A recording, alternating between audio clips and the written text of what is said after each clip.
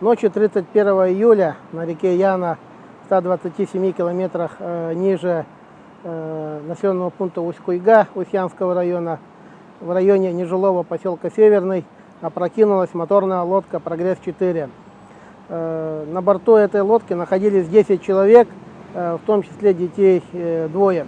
В результате происшествия после спасения один человек умер на берегу.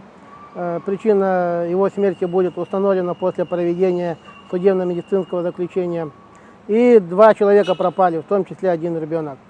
На место происшествия по указанию заместителя председателя правительства Республики Амукова Виктора Викторовича был поднят вертолет Ми-8 полярных авиалиний.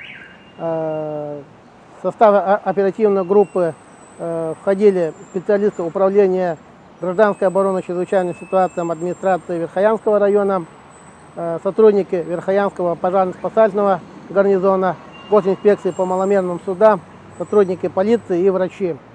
В настоящее время проводится расследование данного происшествия. Сегодня планируется вылет из Якутска группы спасателей службы спасения республики к месту происшествия для проведения поисковых работ. Судоводителям маломерных судов необходимо строго соблюдать правила плавания, правила пользования маломерными судами, не допускать перегруз по нормам пассажировместимости, надевать спасательные жилеты.